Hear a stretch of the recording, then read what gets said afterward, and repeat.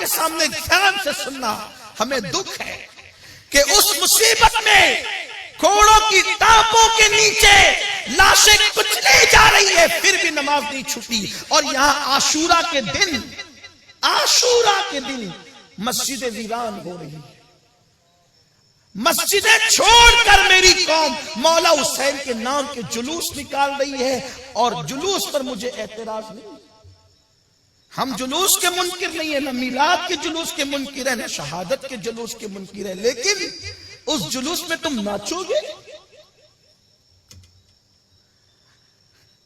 آپ ناچو گے اس میں، حسینیوں تم ناچو گے. تمہارے اندر اتنی ہمت.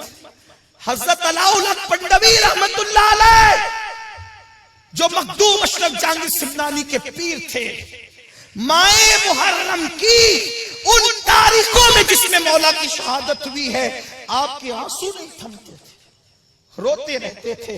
خانقاہ میں بیٹھ کر رات دن روتے تھے. اٹھا کے دیکھو مخدوم صاحب کے ملفوظات. وارث دیوا، وارث پاک کی زندگی اٹھا کر کی. وارث پاک ان دنوں لوگوں سے ملتے نہیں تھے، روتے تھے کہ ہمارے اجداد شہید ہو گئے، روتے تھے.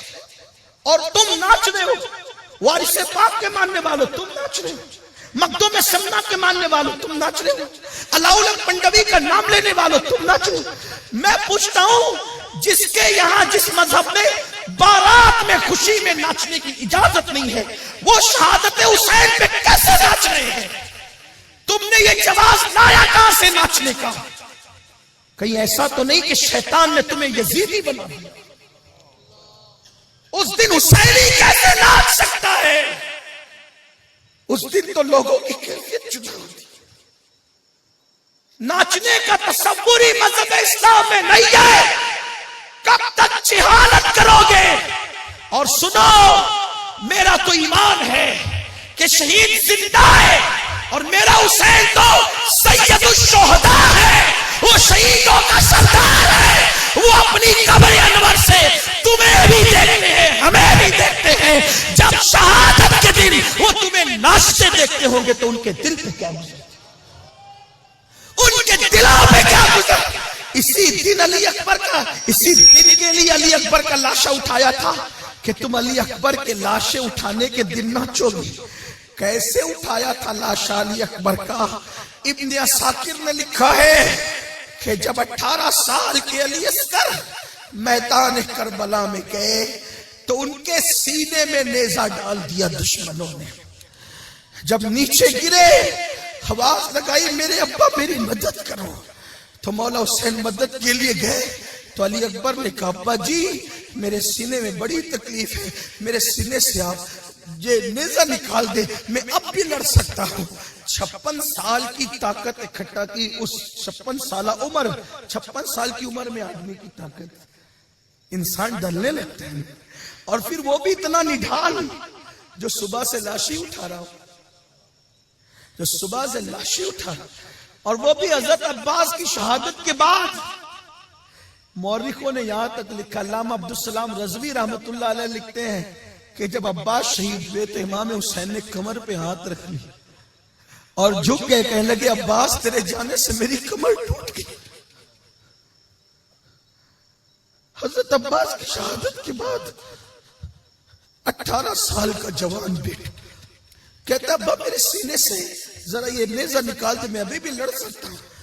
آپ نے سر زمین پہ رکھا. یہ شہادت میں اصول برکت کے لیے پڑھ رہا ہوں، کوئی نئی بات نہیں، آپ نے سنا ہوگا.